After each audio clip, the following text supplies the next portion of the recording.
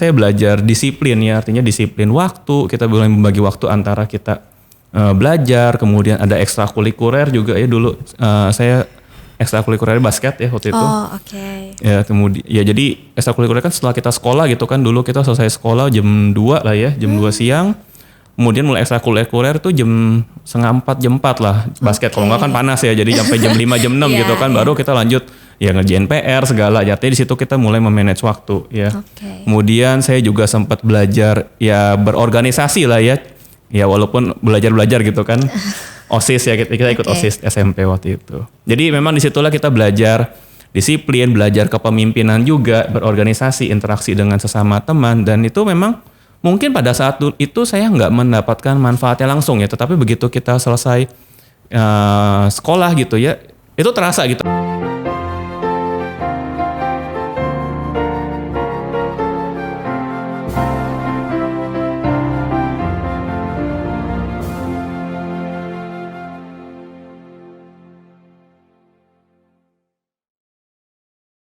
Halo Sobat YBHK, selamat datang kembali di podcast Sukses Bersama YBHK.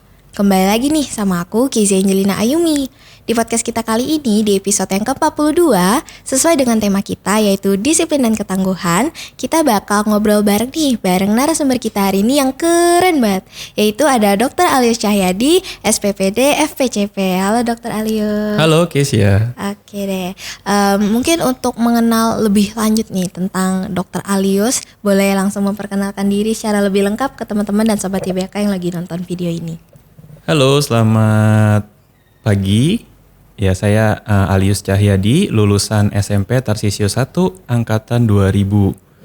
Saya menyelesaikan pendidikan dokter umum saya di Fakultas Kedokteran Universitas Katolik Indonesia Atmajaya, kemudian melanjutkan spesialis saya di Filipina, kemudian adaptasi di Universitas Sriwijaya Palembang. Saat ini saya menjadi dosen di Atmajaya dan berpraktek di Rumah Sakit Atmajaya. Oke, menarik nih menjadi dosen di Universitas Atmajaya dan menjadi praktik dokter ya, di Rumah Sakit Atmajaya. Oke deh, Dokter Alius boleh nggak nih ceritain alasan kenapa sih memilih untuk bersekolah di SMP Tarsisius 1? Ya, sebenarnya kalau kita masih SMP dulu ya bukan kita yang memilih tapi kita dipilihkan sebetulnya ya, jujur ya gitu. Artinya pada saat itu setelah lulus SD kebetulan berbarengan dengan kakak saya ingin masuk SMA gitu. Jadi saya masuk SMP, kakak saya masuk SMA. Jadi pada saat itu di sekolah saya yang lama tidak ada SMA. Jadi oleh orang tua saya sekalian dipindahkan supaya bareng nganter sekolahnya gitu kan ya. Jadi dari kakak saya pindah ke SMA Tarsis 1, saya dipindahkan ke SMP Tarsis 1. Seperti itu. Selama bersekolah di SMP Tarsisius 1 itu pastinya ada lah ya momen-momen atau memori yang masih diingat nih sampai sekarang. Boleh nggak tuh diceritain ke aku dan Sobat YBHK yang lagi nonton video ini, masa-masa selama Dr. Alius bersekolah di SMP Tarsisius 1 tuh kayak apa sih? Mungkin boleh nih dari situasi sekolahnya, pertemanan, guru-guru, atau mungkin pengalaman-pengalaman yang didapat dari kelas 1 sampai kelas 3 bersekolah di SMP Tarsisius 1 tuh kayak apa aja? Oke, ya. Pastinya ya selama 3 tahun di sana ya, saya hanya SMP di Tarsis 1, selama 3 tahun pasti banyak pengalaman, ya artinya suka dan duka lah ya, tapi ya yang duka udah saya lupakan, hanya yang suka-suka aja gitu. Ya artinya pada saat dulu memang pasti dari kita pindah sekolah gitu ya, dari SD ke SMP, beda gitu, artinya memang pada saat itu SMP Tarsis 1 cukup luas ya, sekolahnya besar gitu ya, ada lapangan basketnya di tengah gitu. Memang kalau dibanding sekarang gitu ya, saya sempat beberapa tahun lalu saya sempat balik ke SMP Tarsis 1, saya lihat wow, gedungnya sudah tinggi nih, beda gitu. Zaman dulu itu cuma 2 lantai gitu ya. 2 lantai dan ada gedungnya di depan itu ya 4 lantai atau 4 lantai ya, hanya itu. Tapi kalau sekarang udah sekeliling tinggi gitu gedungnya. Itu kalau dari bangunan fisiknya. Oke, ada perubahan jauh ya.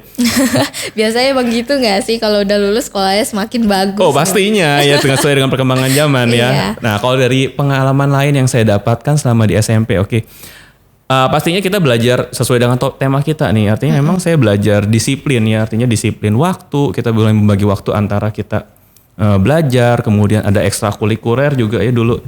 Saya ekstrakurikuler basket ya waktu itu. Oh, oke. Ya kemudian ya jadi ekstrakurikuler kan setelah kita sekolah gitu kan, dulu kita selesai sekolah jam 2 lah ya, jam 2 siang. Kemudian mulai ekstrakurikuler tuh jam setengah 4, jam 4 lah basket. Kalau nggak kan panas ya, jadi sampai jam 5, jam 6 gitu kan, baru kita lanjut ya ngerjain PR segala. Jadi di situ kita mulai memanage waktu ya. Kemudian saya juga sempat belajar ya berorganisasi lah ya. Ya walaupun belajar gitu kan. OSIS ya, kita ikut OSIS SMP waktu itu. Jadi memang disitulah kita belajar disiplin, belajar kepemimpinan juga, berorganisasi, interaksi dengan sesama teman. Dan itu memang mungkin pada saat itu saya nggak mendapatkan manfaatnya langsung ya. Tetapi begitu kita selesai sekolah gitu ya, itu terasa gitu. Artinya kita pernah berorganisasi itu akan berbeda rasanya. Oke, berarti nilai-nilai positif yang bisa diambil tuh salah satunya bisa mengatur waktu, terus melatih kepemimpinan dari organisasi-organisasi itu ya. Ya itu sih lebih ke value ya, artinya itu hal-hal itu yang mungkin nggak kita dapatkan di pendidikan formal. Artinya kita belajar matematika, belajar fisika itu nggak dapat, tapi itu ya yang di luar itu yang kita dapatkan. Oke. Sekarang kita pindah kali ya topiknya ke bagian yang ditunggu-tunggu nih sama Sobat YBHK gitu. Ngebahas profesi Dr. Alius Cahyadi.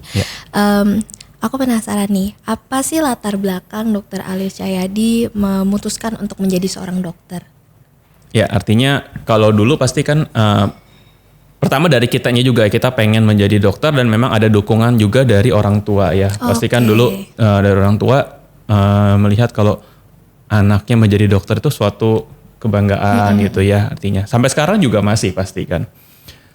Ya pertama dari kitanya dulu, kita waktu itu memang saya SMA suka dengan pelajaran biologi ya. Biologi kan ada kita topik tentang pelajaran manusia gitu ya. Ya saya suka aja gitu, dan waktu itu dari SMA saya kebetulan ada program dari Universitas Atmajaya gitu ya. Ada program untuk dilihat kita tanpa ujian gitu masuk dan diterima gitu untungnya. Dari situlah kita akhirnya ya sudah masuk ke kedokteran. Berarti udah tertarik sama bidang kedokteran nih dari SMA ya? Ya. Oke deh.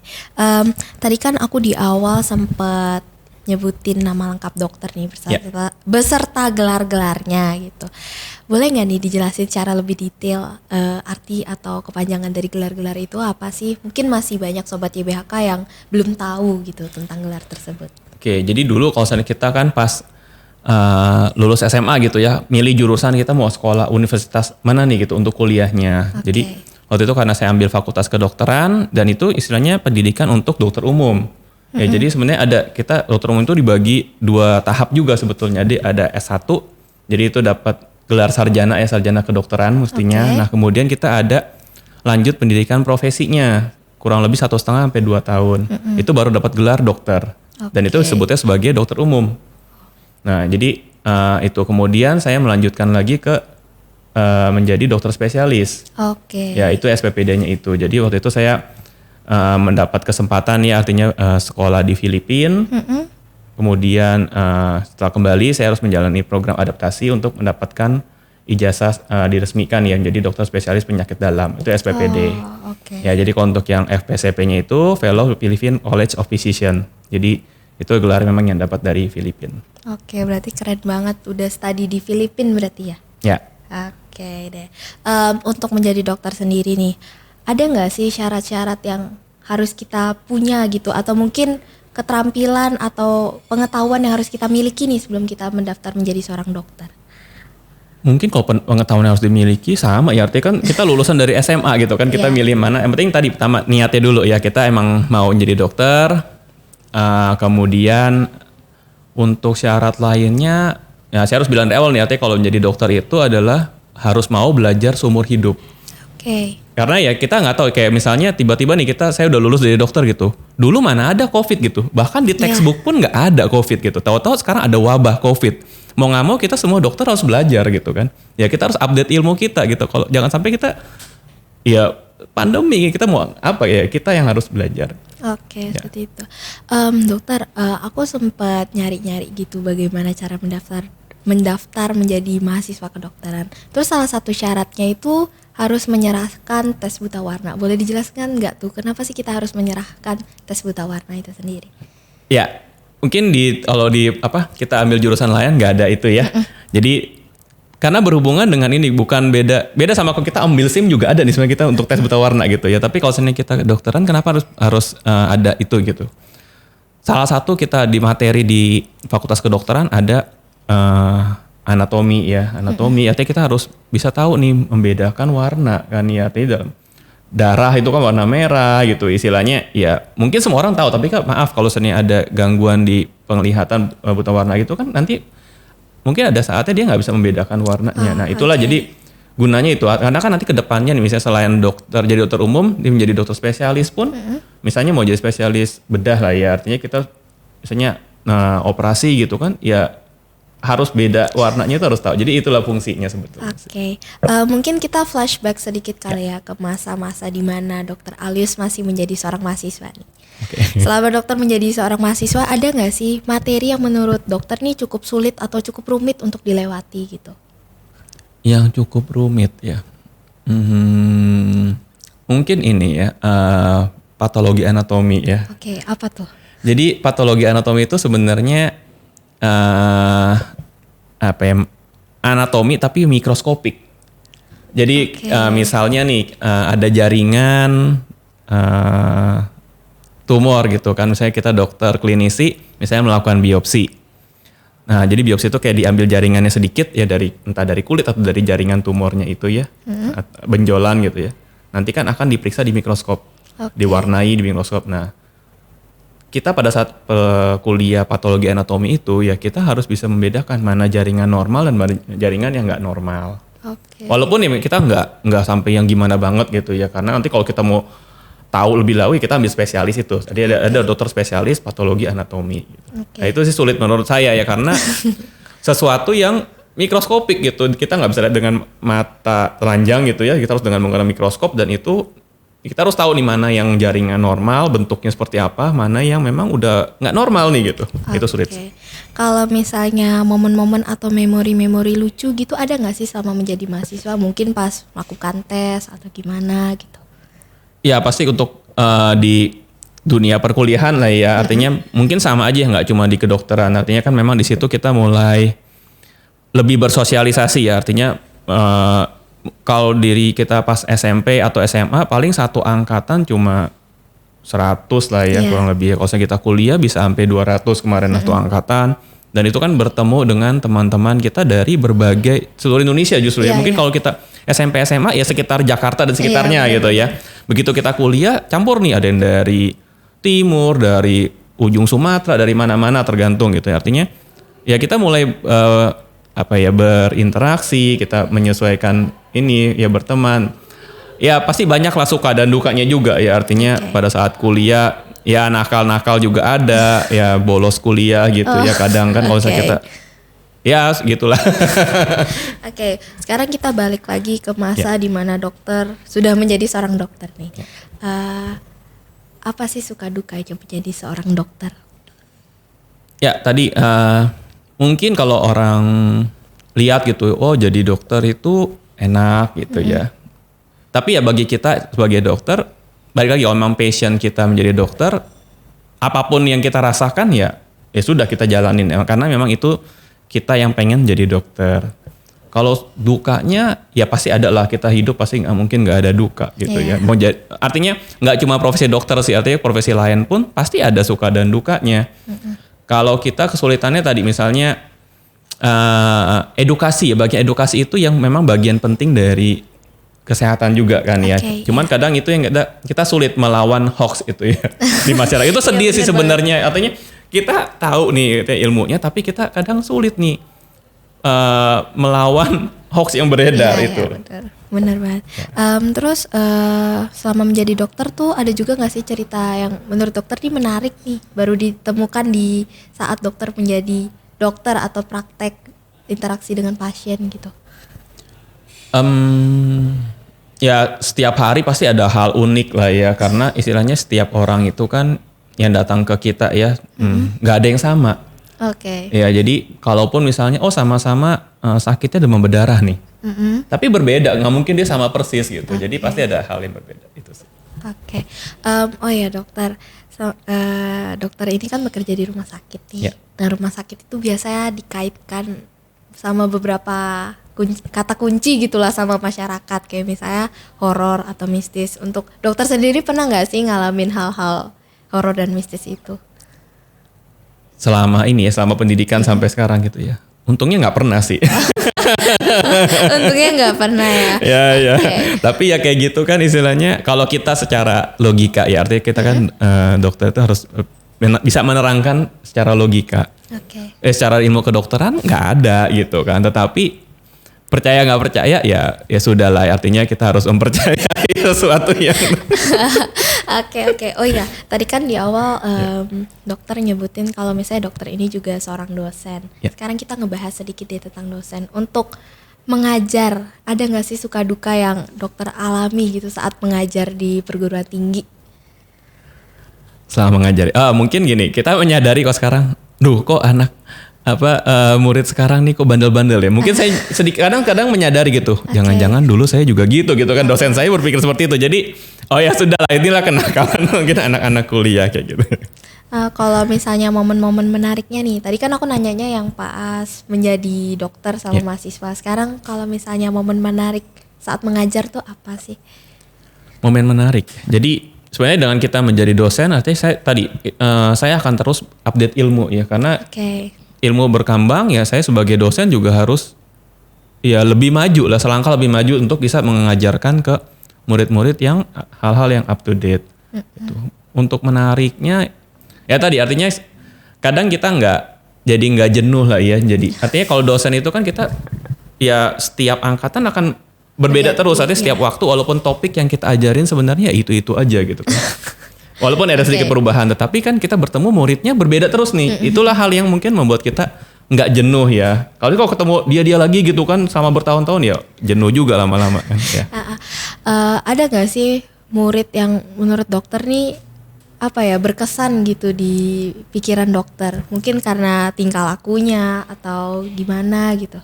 Pastilah ya, artinya nggak cuma di dunia kuliah aja. Pasti kan kalau di dunia sekolah gitu pasti hal-hal yang paling itu akan diingat pasti ya. Entah itu dia paling rajin, entah itu dia paling ya tukang bolos gitu. Itu ketahuan ya, artinya ya pasti diingat gitu. Itu sih hal-hal yang paling lah, pokoknya yang menonjol itu yang kita ya pasti ingat. Walaupun ya lihatlah nanti itunya kan. Oke deh, selanjutnya nih, harapan yang pengen Dokter Alius Cahyadi capai ke depannya nih apa? Boleh nggak kasih tahu ke aku dan Sobat YBHK yang lagi nonton podcast ini? Oke. Harapannya tadi bagi adik-adik ya, artinya yang sekarang masih SMA atau yang baru mau masuk SMA atau ya apapun, artinya kalau saya emang kalian ingin menjadi dokter, tadi artinya dari kalian sendiri harus ada keinginan. Jangan sampai cuman karena dorongan atau paksaan dalam tanda kutip ya dari orang tua pengen kalian menjadi dokter, tapi kalian sebenarnya nggak mau. Lebih baik sih ya coba didiskusikan dulu sebelum mendaftar. Karena kalau begitu sudah masuk kelihatan tuh, artinya ya kita juga pernah ketemu ya, artinya saya sebagai dosen ada istilahnya anak murid yang memang kok kelihatan memang terpaksa. Ya terpaksa, artinya setelah kita tanya gitu kan, kita tanya kenapa kok seperti ini, istilahnya prestasinya ya kurang memuaskan lah ya. Ya akhirnya dia cerita karena ya sebenarnya bukan passion dia di sini gitu, di Fakultas Kedokteran. Jadi hal-hal seperti itu yang menurut saya sayang ya, artinya menjadi beban juga kan, beban pikiran pasti buat diri kita sendiri ya, kalau kita nggak pengen gitu kan, beban pikiran, buang waktu dan pasti buang biaya lah ya. Walaupun orang tuanya saat ini mampu membiayai, tapi kan istilahnya ya buat apa kalau memang nggak pengen gitu. Dan hal lain yang paling penting lagi gitu ya, karena kita di sini dosen untuk mendidik menjadi seorang murid kita menjadi dokter ya ke depannya. Kenapa? Karena kalau misalnya dia nggak pengen, artinya belajarnya istilahnya nggak sepenuh hati, nanti begitu dia lulus, kasihan nanti masyarakat yang istilahnya gitu ya, karena dia sebagai dokter. Iya paham. Ya. Kita bakal ngobrolin salah satu penyakit yang kelihatannya cukup menarik nih untuk dibahas. Oke deh, yaitu penyakit hepatitis. Dokter Alius Cahyadi, apa sih penyakit hepatitis itu? Oke, pertama mungkin kita dari definisinya dulu ya, Kes ya. Jadi hepatitis itu kalau kita dalam bahasa kedokteran terdiri dari dua suku kata ya, dari bahasa Latin ya, hepar dan itis ya dalam ini. Oke. Jadi makanya hepatitis. Hepar itu artinya liver atau hati ya. Itis itu artinya radang. Jadi kalau hepatitis ada semua jenis apa? Terjadinya peradangan pada hati. Penyebabnya apa? Bisa banyak macam. Pokoknya ada peradangan di hati, kita bilangnya hepatitis. Oke, untuk hepatitis sendiri itu ada berapa banyak sih jenisnya, Dok? Kalau jenisnya cukup banyak ya, artinya kita bisa membagi-bagi itu berdasarkan penyebabnya. Pertama, hepatitis karena infeksi. Oke. Nah, infeksi sendiri dibagi lagi, ada karena virus. Virus itu bisa, yang paling sering kita dengar adalah A, B, C, D, Oke, E. iya. Kemudian bisa karena parasit, bisa karena bakteri. Nah, itu baru karena infeksi nih hepatitisnya. Bisa juga hepatitis yang lain bisa karena autoimun. Autoimun. Kemudian bisa juga karena obat-obatan. Gitu. Jadi banyak penyebabnya. Oke deh, dari hepatitis yang umum itu sendiri perbedaannya apa aja sih? Kalau perbedaannya penyebabnya. Tapi kalau untuk gejala klinis atau apa sih yang dirasakan pasien yang terkena hepatitis rata-rata sih hampir sama. Ya artinya badannya lemas gitu ya. Kemudian nafsu makan mungkin menurun. Oke. Ada mual muntah. Kemudian yang kalau lebih berat itu ya badannya jadi kuning ya, matanya kuning kelihatan oke. gitu. Kemudian air kencingnya ya atau kencingnya jadi warna seperti teh ya, agak coklat kemerahan, atau lebih berat lagi mungkin BAB-nya warnanya seperti dempul. Oh, Jadi nggak berwarna seperti normal ya. Kalau berat lagi gimana? Berat lagi bisa penurunan kesadaran itu. penurunan kesadaran. Hepatitis ini termasuk sebagai penyakit menular atau enggak sih, Dok? Kalau dibilang menular tadi karena kalau penyebabnya infeksi ya, infeksi terutama yang virus ya menular gitu. Dan dia menularnya pun cara penularannya berbeda-beda gitu ya. Oke. Ya mungkin saya singgung sedikit. Jadi untuk hepatitis A dan E, jadi kita hepatitis virus itu kan ada 5, A, B, C, D, E. Nah untuk A dan E itu cara penularannya lewat makanan justru. Lewat makanan. Ya, jadi kita bilang fekal oral, artinya dari makanan yang tercemar oleh si virus ini. Kalau si B, C, dan D ini penularannya lewat cairan tubuh. Lewat cairan tubuh, maksudnya gimana tuh? Misalnya darah, kemudian penggunaan, terutama ini penggunaan jarum suntik ya.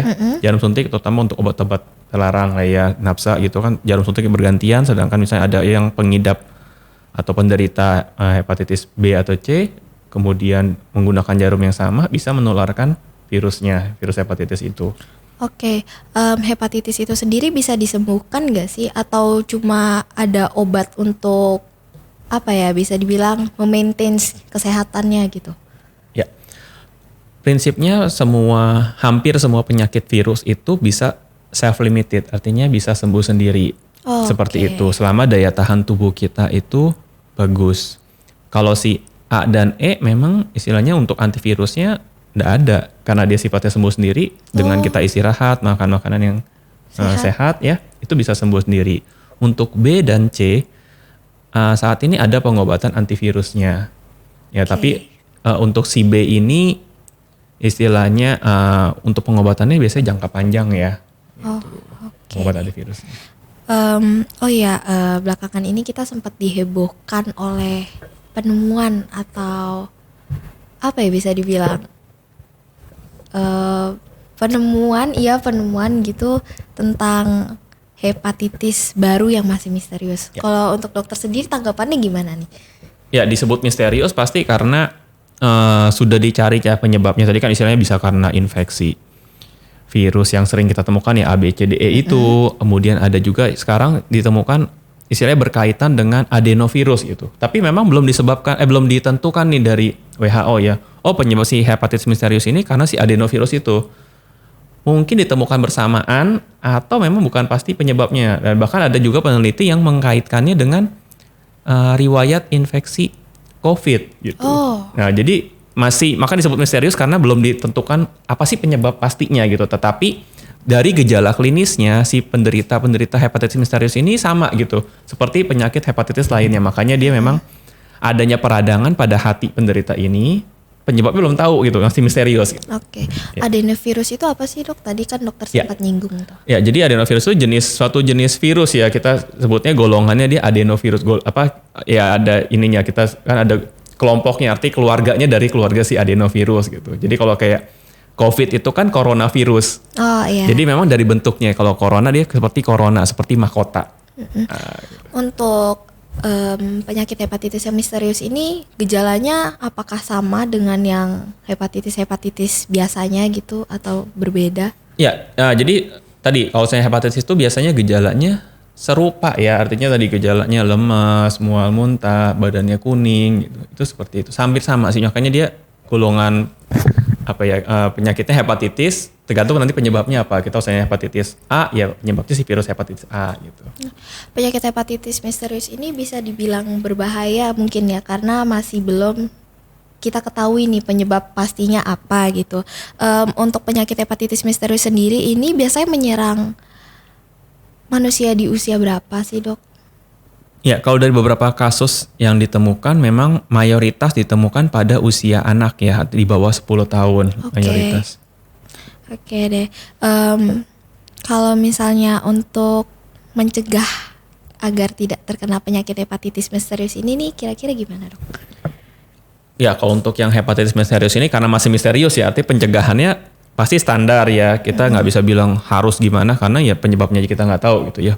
Kalau untuk hepatitis pada umumnya mencegahnya pasti dengan pola hidup sehat ya. Okay. Jadi tadi kalau misalnya hepatitis karena infeksi kan misalnya A dan E karena dari makanan, ya otomatis kita harus hidup yang artinya makan makanan yang sehat, kemudian kita cuci tangan sebelum makan gitu ya, karena penularannya lewat tadi makanan. Kemudian untuk yang B dan C ya karena penularan lewat cairan tubuh ya kita harus hati-hati dalam ini ya, artinya tidak boleh menggunakan jarum obat-obatan terlarang, pasti itu nggak boleh ya. Kalaupun memang sudah pakai ya diusahakan pakai dengan jarum yang sendiri, jangan jarum tukar-tukar. Ya jangan teman atau jarum yang sama, tapi gunakan jarum sendiri.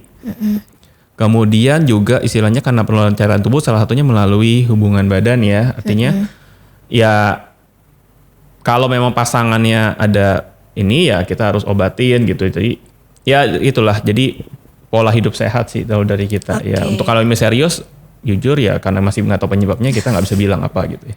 Oke deh, jadi itu dia beberapa tips and trick mungkin bisa dibilang untuk mencegah penyakit hepatitis. Oke deh, mungkin segitu aja kali ya perbincangan kita kali ini di episode ke-42. Terima kasih banyak untuk Dr. Alius Cahyadi yang sudah membagikan cerita, kisah dan pengalaman hidup ke aku dan Sobat YBHK yang lagi nonton podcast ini. Terima kasih juga untuk Sobat YBHK yang masih setia menonton dari awal sampai akhir video ini. Saya Kesha Angelina Ayumi dan saya Alius Cahyadi. Pamit undur diri. Sampai jumpa di podcast selanjutnya. Bye. Bye.